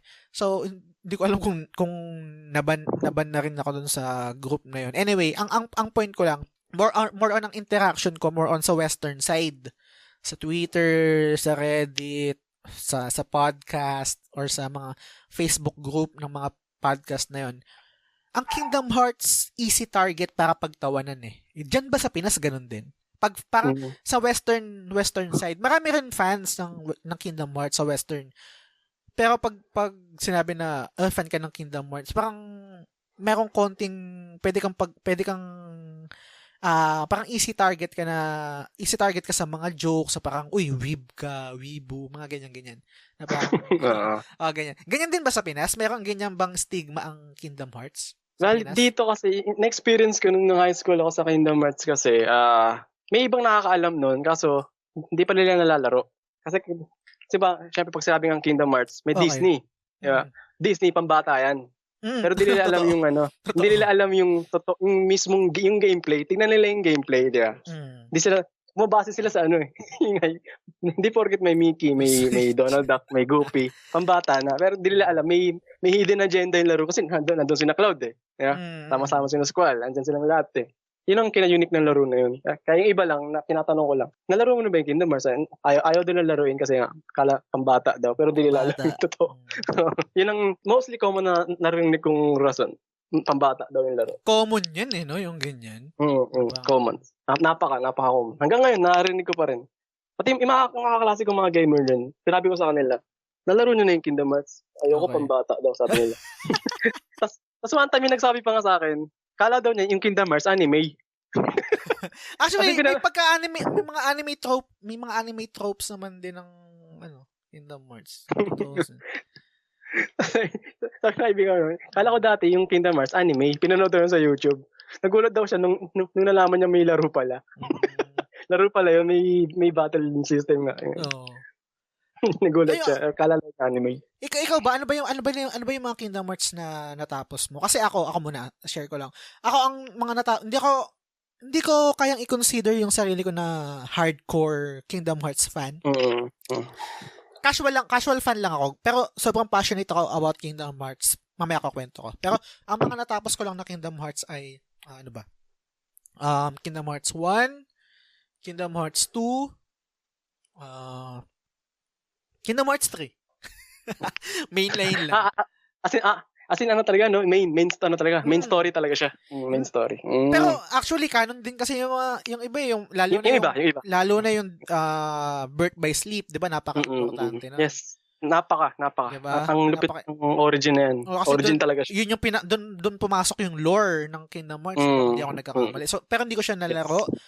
Kasi pero bala ko siyang laruin kasi meron akong kino-conceptualize or niluluto na episodes na bala kong i-review din sana yung Kingdom Hearts, pero isa-isa bawat game. So siguro sa future pa yun, matagal pa. So itong episode natin gusto ko lang pagkwentuhan mismo as a whole kung bakit natin gusto yung Kingdom Hearts. So yun yung mga games na nalaro ko. So hindi ako kasing hardcore ng mga fans. Kung ikaw nakikinig ka, kung sobrang hardcore ka, putang ina, malupit ka, hindi ako katulad mo. So, minimal lang yung mga alam ko, minimal lang yung nalaro ko, puro mainline lang sa mga, yun nga, KH1, KH2, KH3 lang. So, ikaw, Jean, ano yung mga nalaro mo sa Kingdom Hearts? Bali ako lahat. Nice! As in, totally lahat nalaro. Nice! Maliban lang sa yung sa mobile? Talagang, hindi. Isa rin yun. Tsaka sa yung browser ba? Yung kay Aqua, yung last ni Aqua sa PS3 lumabas. Ay, PS4, PS3 lumabas yung kay Aqua. Yung back cover. Yung 2.8 ba yun? Ay, hindi. Ay 1.8 or basta yun lang hindi ko nalaro. Sa ano yun, di ba? Pero Tama po. yun yung parang ano parang yun yung big 2 point ng 3 bago yung kay yung 3. tawag dito Kalimutan ko yung fragmentary passage ba? Ay hindi. yun. Anyway. So yun. So lahat ng laro mo. Yes, lahat ng laro talaga. Kaya medyo nagets ko yung story niya. Lahat as in nagets ko talaga. Nice. Kaya nung sa part 3, talaga nagets ko na talaga yung story. Teka lang magkukwento, wag time sa mga listeners kung sakaling hindi niyo pa natapos yung Kingdom Hearts or medyo maselan kayo or hindi niyo gustong ma-spoil, siguro stop niyo na lang muna itong stop niyo muna yung podcast. Balik na lang kayo kung natapos niyo na kasi baka may mga spoiler kami mapagkwentuhan dito. So bigyan kita ng time. 1 2 3. Okay, stop mo na, magkakwentuhan na kami. Okay, game. So Kingdom Hearts 3. Anong basa mo doon sa Verum Rex? Yung Verum Rex is a Latin word, no? I believe it's a Latin word. It means true king. Sabihin ng Verum Rex. Kasi, di ba, Rex king, ang Verum true. Totoo. Diba? True, yung sabihin ng true king. Okay. May nagsasabi, mga rumor, no? Yung Verum Rex daw is yun daw yung bagong game na ilalabas ng Square Enix. Okay. Or dun yung next na sorry sa spoiler mga listeners sige. Kumbaga yun yung next na Kingdom Hearts siguro, yung Verum Rex na yun, yung sinasabi nila. Ako rin nagulat ako nung una ko nakita yung commercial na yun sa Toy Story kasi yung world lalabas yung Verum Rex commercial lang siya, di ba? Commercial. Nilalaro siya na nilalaro siya mismo ng Rex yung dinosaur na si Rex, di ba? Pero sige, ikaw muna. Mamaya na ako. Bali nung unang-unang lumabas yung character nga, ano bang pangalan ng bida? Si Yuzora, di ba? Si Yuzora. Akala ko si Sora yun. Kamukha ni Noctis nga eh. Ako naman akala ko si Sora yun. Kumbaga lang. Tapos nakita ko yung may nakita pa akong kasama niya, nakasombrero. Tapos kulay-pula yung buhok. Sabi ko, shucks, si Lito, sabi ko, si Lian na. Kumbaga inisip ko lang parang lang sila. Parang siguro adult version. Kasi yung babae, kamukha ni Kairi. Kamukha ni Kairi babae. Isip ko sa Verum Rex. Tapos, nung natapos ko nga yung 3, nag-search na ako sa mga forum. Yung sa secret ending tayo. Yes. Diba, nakita ko rin yung secret ending. Fast forward tayo, lang. Ano yung opinion mo dun sa secret ending? Secret ending ng Verum Rex or yung yung revelation nangyari? Yung dun mismo, yung secret ending mismo nung laro. Diba, pag nakompleto mo na, pag kunwari, yung journal, nakompleto 100%. Kasi sa akin kasi yung secret ending ng Kingdom Hearts 3, naguluhan ako eh. Okay. Naguluhan talaga ako kasi yung di ba nandun sila sa Shibuya? Yeah, parang Shibuya nga siya, di ba? Shibuya. Kasi modern na, di ba? Modern world yun. Modern, tapos may mga may mga stoplight, tapos may mga billboards tapos kuha mismo yung Shibuya Street, di ba? Kuha. Tapos siguro ba't nandun yung dalawa? Anong ginagawa ng dalawa dun, di ba? Tang ina ni Nomura. Ay, yun ang kay Nomura. Kaya sabi sa kanya, straight to the point mo naman. Ito yung gusto kong pag-usapan. Actually, ang tagal kong dinibdib to na wala akong mapagkwentuhan kasi yung pinsan ko kasi meron akong pinsan buo na Kingdom Hearts fan din na gusto ko munang laruin niya yung lahat ng Kingdom Hearts tapos sabay kami para maganda yung kwentuhan namin. So, hindi ko pa to nakukwento pero ngayon kukwento ko dito. So, pag na-access mo na yung secret ending, napansin mo ba yung yung kanta? Para siyang 15, Oo. Alam mo yung Somnus? Alam mo yung Somnus na kanta? So, hindi eh. Ito yung Somnus sa Final Fantasy 15 to, composed by Yoko Shimomura.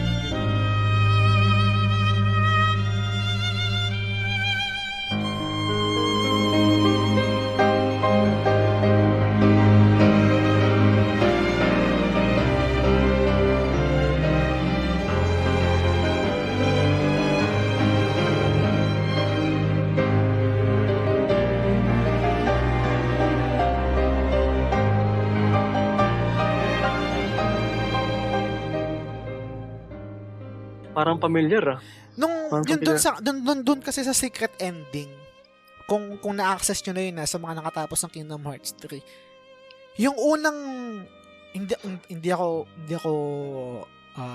educated sa music, no? So pasensya na kayo. Yung mga unang notes ng Somnus, nung pinlay ko kanina, yun yung unang mga notes na pinlay dun sa kanta dun sa secret ending. Okay? Tapos nag-iba yung kanta. Hindi dumiretso sa Somnus. Kumbaga, ang punto ko, pag pinakinggan mo yung secret ending, yung kanta, kala mo, dediretso sa Somnus. Ang punto ko, ginagago ba tayo ni Nomura? Parang tinotroll ba tayo ni Nomura na Parang minamind game niya tayo. Minamind game niya nag-play siya ng unang notes ng Somnus doon sa secret ending, tapos pinakita si Yuzora, tapos Verum Rex, ang literal translation niya is True King, which is si Noctis sa Final Fantasy 15. Ano ba, Nomura? Ano ba gusto mong gawin? Hindi ka ba maka-move on sa 15? Gusto mo bang buhayin yung 15 sa Kingdom Hearts world naman? Na parang yun ba yung mangyayari sa susunod ng mga Kingdom Hearts? Na parang yung hindi mo nagawang konsepto na gusto mong gawin sa Final Fantasy Versus 13, yun ba yung i-apply mo sa Kingdom Hearts? Ganun ba? Oo nga, no? Naisip ko rin, no? Parang gustong ni Nomura yung 15. Kasi, di ba sa secret ending ng part 3, may sinabi rin, di ba, nung pagka-sign ng isang MOM doon, isang buwan, nag-ano siya, nag-heart sa kamay niya. Tapos pag ang credit scene nun, Kingdom Hearts, reconnect. Kasulat. Di ba? Oo nga, no, di ba? Kasi,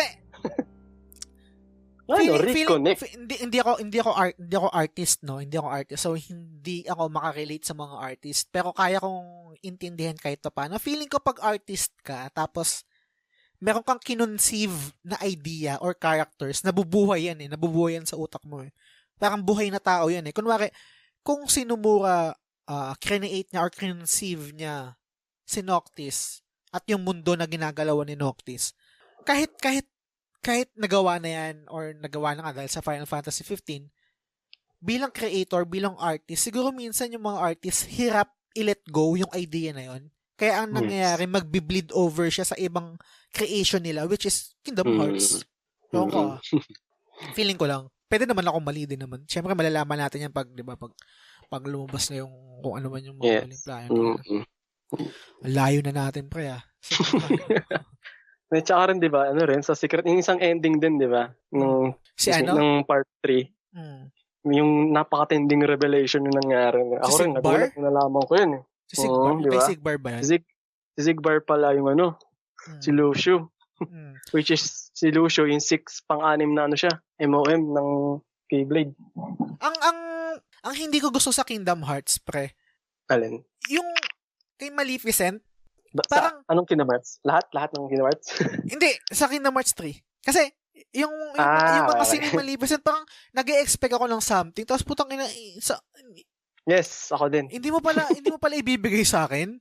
Akala ko pa naman may overarching plot tungkol kay Maleficent. Hindi pa pala doon ma-resolve. Putang ina ngayon. Ayun lang. Nung nalaro mo yun, sir, nung nalaro nyo yung 3, marami rin ba kang expectation sa 3? Marami akong expectation, marami rin akong hindi naintindihan. Kasi hindi ko nga nalaro yung mga previous games, diba? Parang ang sa akin kasi, ito na rin yung topic na parang gusto kong balikan kanina. Naglalaro ko ng Kingdom Hearts more on good versus evil lang. Hindi ako masyadong invested sa lore. Pero may mga idea ako na parang ito yung kailangan gawin, ito yung mga ganyan-ganyan. Saglit lang, paano ba? Sige. Ang hirap explain pero parang meron akong isang schoolmate, director siya, film director siya. Meron siyang status, meron siyang naging Facebook status before sa film, tungkol sa film niya. Tapos parang ang status, ang sabi niya is parang mas maramdaman kesa sa maintindihan. Parang ganun yung status niya tungkol sa film niya. Para sa akin, yung kabuuan ng Kingdom Hearts, Oo, kasi hindi ko nalaro yung ibang games eh. So, parang minimal lang yung alam ko, yung mga knowledge ko. Pwede ako mag-YouTube, ganyan, para maintindihan or something. Pero hindi katulad nung pag nalaro mo talaga. So, hindi ganun kalalim yung idea ko sa Kingdom Hearts. So, ang sa akin, ang Kingdom Hearts more on good or evil lang. Tapos with regards to dun sa status nga ng schoolmate ko na director, film director, parang ganun yung nangyari sa Kingdom Hearts. Siguro sobrang weird para sa'yo na naiintindihan yung Kingdom Hearts or sa ibang listeners na naiintindihan yung Kingdom Hearts. Hindi ko naiintindihan yung mostly sa nangyari sa Kingdom Hearts pero naramdaman ko. Kasi Ako rin naman. kasi merong scene doon, merong daming tatlong scene na naiyak ako sa Kingdom Hearts 3. Kwento ko lang. Unang scene na naiyak ako sa Kingdom Hearts 3, nung spoiler to, nasabi ko na rin naman kanina, so siguro hindi na kayo nakikinig. Nung nilalabanan ko si Aqua, naiyak ako doon habang nilalabanan ko si Aqua, pre. Habang ini-slash ko si Aqua ng Keyblade ko, putang ina, naiyak ako. Sabi ko, putang ina, ba't ko nilalabanan to si Aqua? Tang ina, ganyan. Naiyak ako. Tapos isang scene, dalawang beses lang siguro ako naiyak. Yung isang scene na naiyak ako sa Kingdom Hearts 3, yung nakuha si Kairi, nung sa last part na to eh. Tapos parang umiiyak si Sora. Tapos parang sabi ni Sora, parang di niya alam kung anong gagawin niya, mahina siya, ganyan.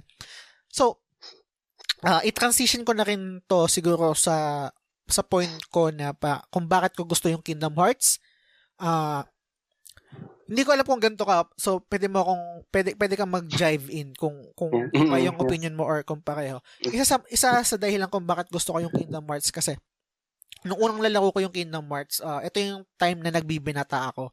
Ito yung time na syempre pag lalaki ka or yung tingin ng society sa'yo, parang kailangan maangas ka, kailangan brusko ka, kailangan may certain image ka na dapat ganun ka eh.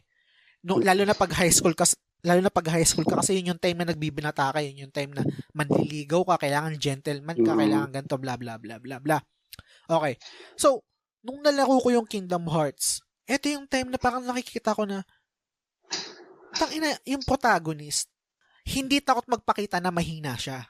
Kumpara dun sa mga sikat na mga parang sabi natin ng mga quote-unquote mga panlalaking games sa mga Call of Duty, Devil May Cry na sobrang angas nila na potang inababaran ka, fuck you, bitch, mga di ba? Itong Kingdom Hearts, pre, tsaka sa mga nakikinig, o sabi natin anime, kaya siguro madaling tawag dito, i-joke time eh, kaya madaling make fun of ng western culture kasi hindi sila welcoming sa ganung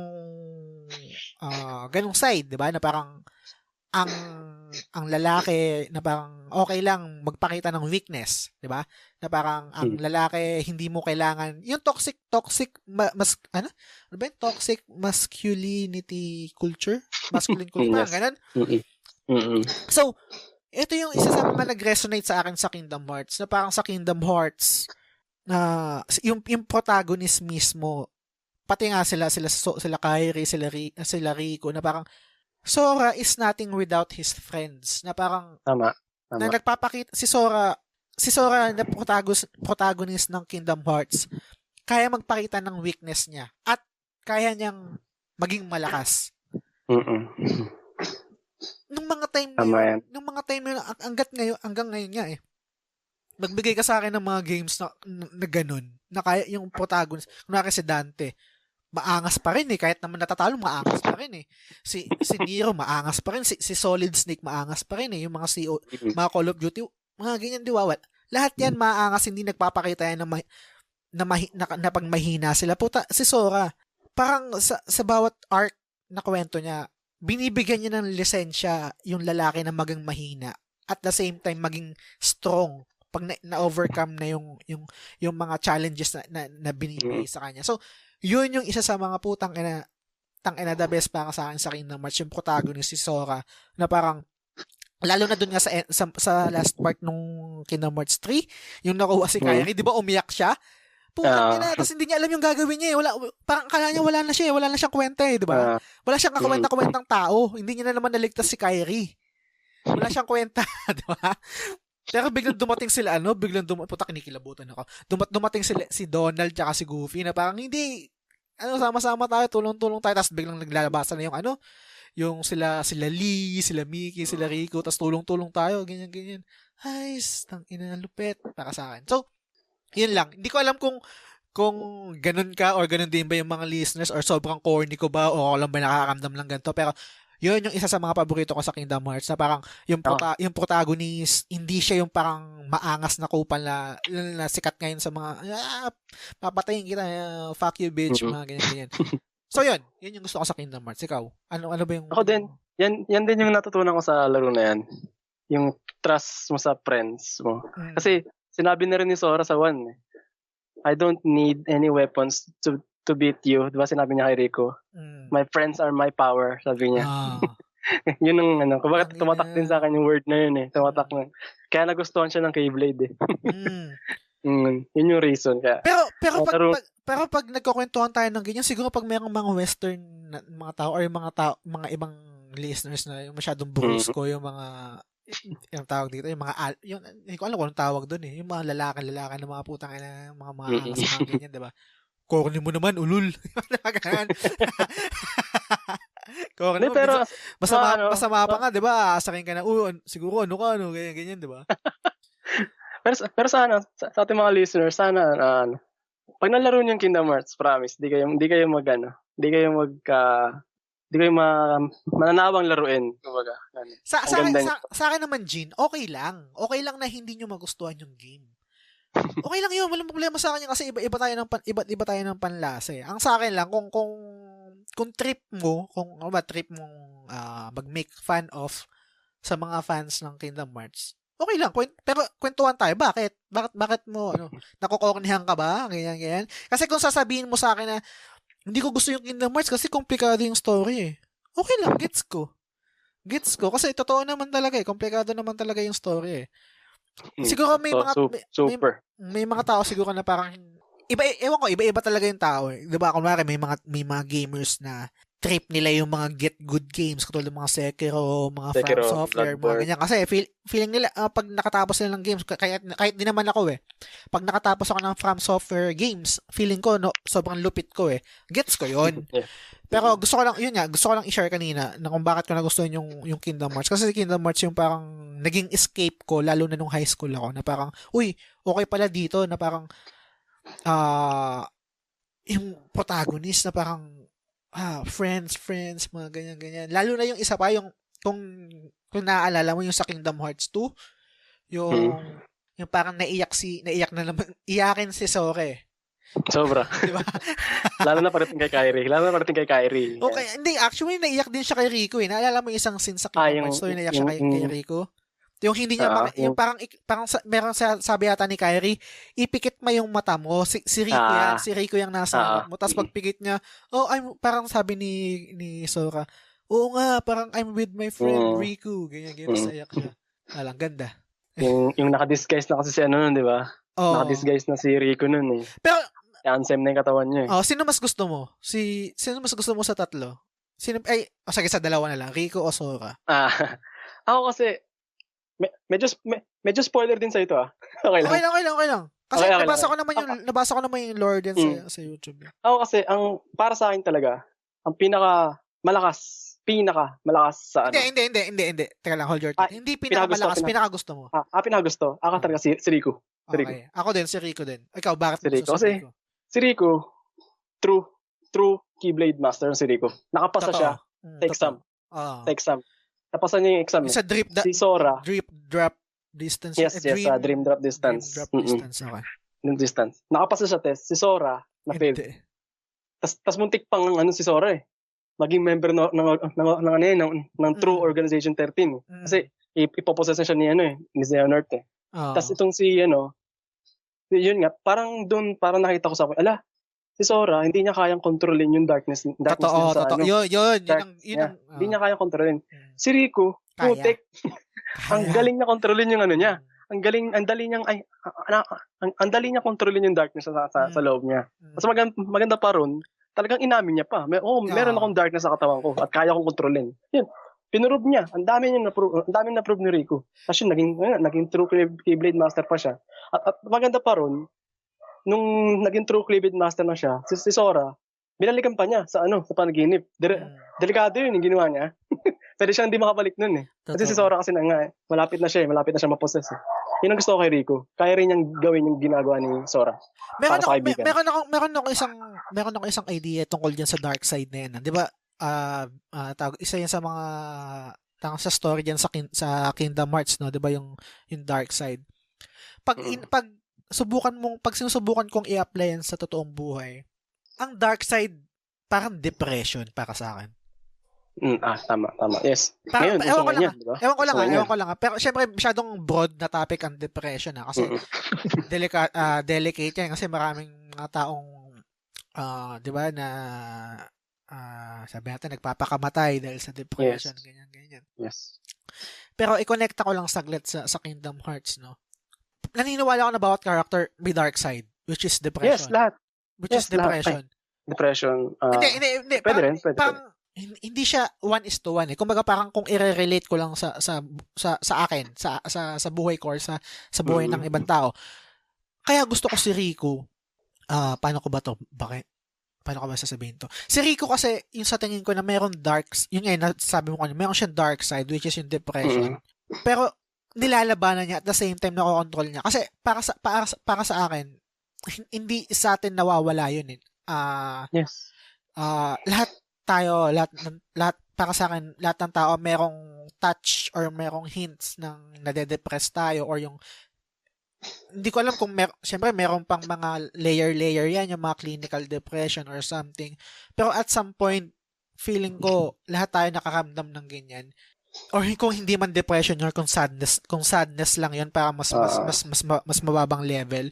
Ang punto ko, yung character ni Riku, ginagamit niya yung sadness niya or yung depression niya parang mas maging strong siya. Kumbaga binuo siya noon eh. Binuo siya ng dark side niya eh. 'Di ba? Mas kaya mas strong siya kasi kaya niyang kontrolin yung dark side niya. Diba? Si Sora hindi eh. Oo. Kasi diba, merong event sa 3. Yung lahat sila na spoiler alert, sorry sa mga listeners, sorry. Okay lang. Lahat sila namatay. Di ba? Sa may Keyblade Graveyard. Di ba? Nung nakita ni Sora lahat ng kaibigan niya, kinuha na ng malaking Heartless. Silang dalawa ni Riku nandun. Tapos si Sora, lumuhod na, sumusuko na, ayaw na niya. Pero tong isa, si Riku, hindi. Lupit! Hinarangan pa niya mismo yung yung 1,000 wave ng Heartless na yun. Siya pa mismo humarang para lang mano si Sora. Kahit alam niyang mamatay siya, ginawa pa rin ni Riku. Yun ang gusto ko kay Riku. Matatag. Malupit Sobra. Si Riku. Malupit talaga siya. Idol. Tsaka rin, di ba? Tsaka yung sa may Toy Story World din sa 3, nung nakita nila yung Verum Rex, yung bida, si Sora, di ba sinasabi ni Donald, parang may kamukha yung bida. Tapos, di ba sabi ni Sora, ako yan. Kasi parehas kami ng suot. Pero sabi ni Goofy, hindi. I think it's Riku. I think it will be better if it's Riku. Ayun, ka doon. Doon pa lang ako. Ay, Riku talaga ako. Paano? Lupit. Kaysa kay Sora. Pero yan, ang haba ng kwentuhan natin. Nice, maganda. Pero, bago ko tapusin tong kwentuhan natin, siguro, last question, tungkol sa Kingdom Hearts, para maganda rin yung transition natin tungkol pa rin sa Kingdom Hearts yung topic natin bago matapos yung episode na to. Anong ina-expect mo sa susunod? Kasi, si Nomura, feeling ko kailangan niya na mag-focus sa Final Fantasy VII Remake eh. Okay. Kasi yun yung balita ngayon. Yun na yung feeling ko dapat niyang pag-focusan. So, sa tingin mo, dahil natapos na yung kay Xehanort, di ba? Yun yung Xehanort Saga, di ba? Darkseeker Saga, tawag nila, di ba? Darkseeker Saga, kung tawagin nga nila. Hindi ako hype. Kung totoo hindi ako hype sa mga susunod na mangyayari. Kasi, paano ko ba explain to? Hype ako in a sense na gusto ko malaman kung ano yung susunod, pero hindi na katulad kung gaano ako ka-hype sa Kingdom Hearts 3. Kasi, parang kung magba-back to zero sila, kung tapos na yung Xehanort Saga, kailangan ulit nila ng build-up para umangat ulit yung story. Para sa akin Ikaw ba? Ano yung expectation mo sa mga susunod na installation or sa title na Kingdom Hearts? Ako kasi na-curious ako kay Maleficent eh. Yun din, Sa may- isa pa yan. sa may- Ayun ang- Sa may Olympus pa lang. Sabi niya kay Sa black Hades. box ba yan? Sa black box? Yes, yun. Sabi niya kay Hades, may alam ka bang box? Nandito ba yung box? Sa skala to ni Hades, yung Pandora box. Oo.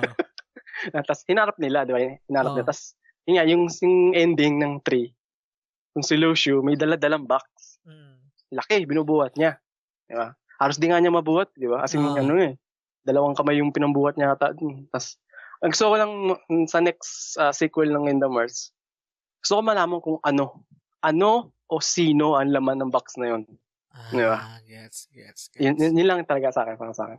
Talaga na-curious ako sa box na yun. Kasi ako sa akin, may theory na ako kung kung ano o sino yung nasa box na yun. Ano? Hindi ko alam kung tama. Para sa akin, Tolmano, share ko lang sa mga listeners sana na okay lang. Ako para sa akin, hindi ano yung nasa box eh. Sino? Hindi ano yung sino ang nasa loob ng box na yun. Sino? Para sa theory ko lang, si Sora yung nasa loob ng katawan na yun. I see ng box na yun si Sora. Kasi, why? Kasi, di ba yung lang, lumabas lang yung box, yung naano na si Sora. Yung nag-fade away na si Sora. Yung nawala na siya. Di ba?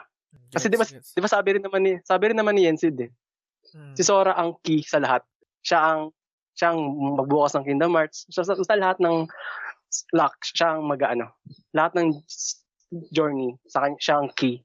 Kaya iniisip ko, baka si Sora ang laman ng na to. Box na to, katawan ni Sora. Kung si Sora yung laman ng box na yun, at saka yung hinahanap ni Maleficent, anong purpose nun? Siguro, doon na talaga makikita yung totoong Kingdom Hearts. True Kingdom Hearts. Hindi yung Okay. hindi yung hinahanap ni Xehanort sa buwan, yung heart shape na yung heart shape na Kingdom Hearts. Baka last na lang talaga bago natin tapusin tong episode. Yes. Ano ba ang Kingdom Hearts? Ang Kingdom Hearts to yung coming from the word kingdom means sama-sama. Sama-sama lahat. Okay. Hearts, andun lahat, nagkukumpulan, andun lahat ng puso ng mga tao. Okay. Everyone's heart nandun. Okay. Kasi kung sino makakuha nun, or makakontrol nun, siya para magiging god, di ba? Magiging god ng mundo na yun, ng era na yun. Kaya yun ang gustong ni Xehanort, di ba? So, ang Kingdom Hearts, lugar siya? Or something? Hindi. Ano siya? Yung parang buwan, yung pusong buwan. Ang access siya sa puso ng lahat ng tao? Ganun? Mga tao, yun. Kaya niyang kontrolin. Kaya, siya yung mapapasa kanya lahat. Ganun. Hindi kaya ganyan din ang One Piece? Kung familiar ka dun sa... Yung One Piece, may meaning na rin ako eh. May theory na rin ako sa One Piece eh. Feeling ko yung One Piece, pagkakaibigan lang. Yes, yan din yung akin. Kasi sinabi rin ni Whitebird yun, di ba? Yung parang sa Mojako. Familiar ka sa Mojako? Bata pa ako nun eh. Okay, side note lang mabilis lang to. Sa Mojako kasi, meron silang hinahanap na treasure. Ang pinakamalupit na treasure sa buong Kalawakan. Yun yung pinaka-goal nila. Tapos, naghanap-hanap sila kung saan silang planet pumunta. Sila Mojako, sila Surao, sila Mojari, sila Mojaru, sila Dono. Kung saan sila pumuntang mga planet. Hanggang sa pinakadulo, sa ending ng Mojako, yung treasure, pagkuha nila, yung pinaka-importanting treasure pala sa buong Kalawakan is friendship. Friendship, yes. Baka ganun din sa One Piece. Kaya tinawag na One Piece, no?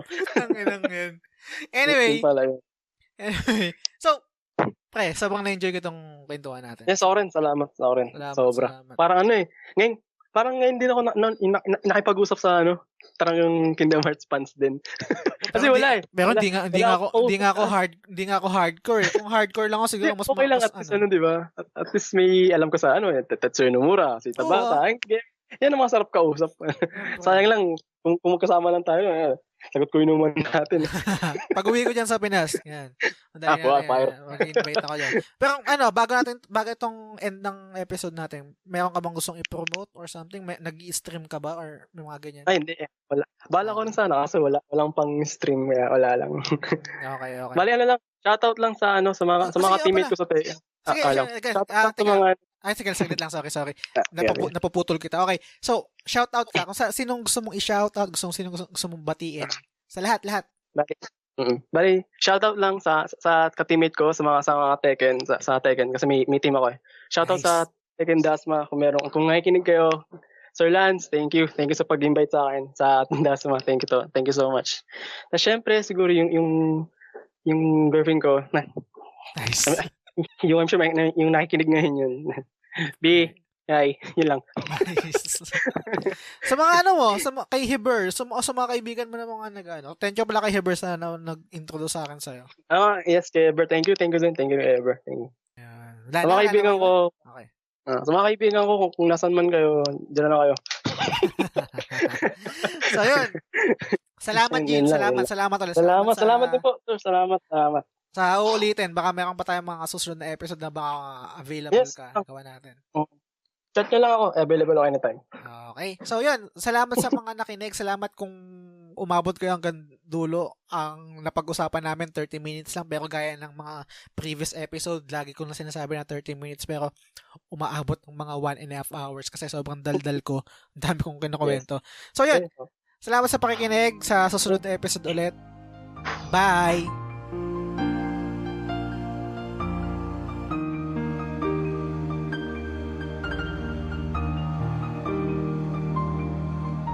Yan, nakatapos na naman tayo ng isang episode. Ang The Gamesulog Show ay kwentuhan podcast about video games. Available ito sa Spotify, iTunes at Google Podcast. Every Thursday ang bagong episode. Kung nagustuhan mo itong episode na ito, sana i-review mo sa iTunes. Kung hindi naman, sana i-review mo pa rin at sabihin mo kung bakit hindi mo nagustuhan. Good yun. Kung may feedback ka, ideas, concerns at kung ano pa, i-message mo ako sa @thegamesulog show sa Facebook at sa Instagram. At saka nga pala, yung intro na ginamit ko kanina, cover yon ni Amalie ng Face My Fears. Opening theme song ng Kingdom Hearts 3. Ang original nun ay si Utada, Hikaru at Skrillex. Ito namang pang-closing natin na kanta ay cover ni Ophelia Ho ng Simple and Clean. Follow nyo sila sa YouTube. Ang gaganda ng mga cover nila. Anyway, salamat ulit sa pakikinig. Hanggang sa muli. Bye!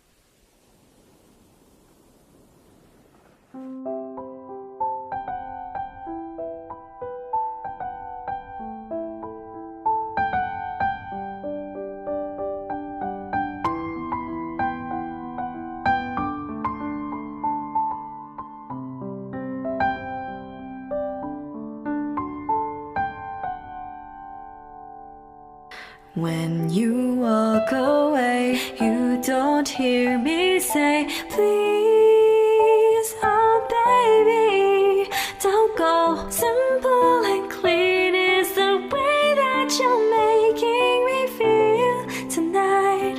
It's hard to let it go. You're giving me too many things lately.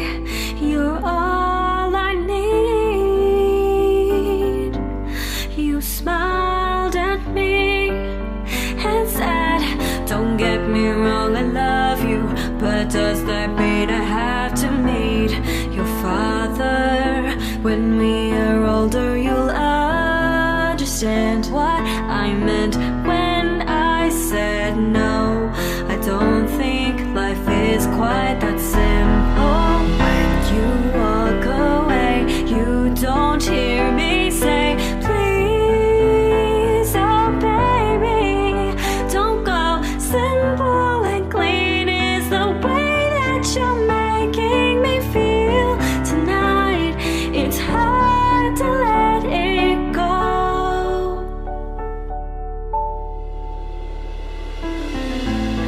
That daily things like this and that and what is what that keep us all busy or confusing me.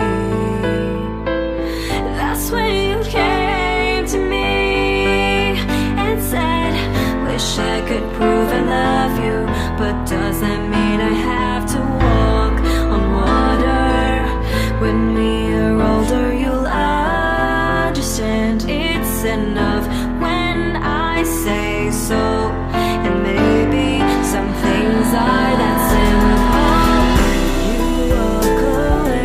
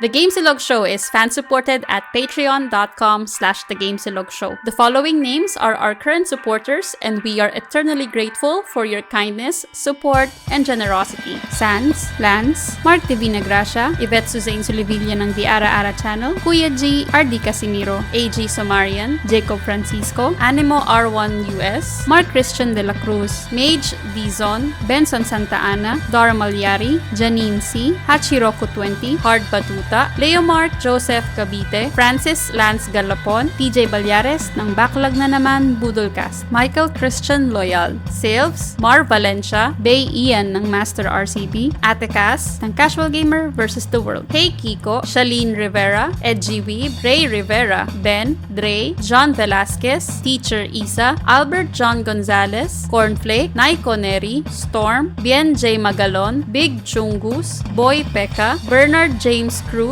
Matthew 99, and lastly, Jed Basilio. Maraming salamat sa inyong suporta. The Gamesilog Show.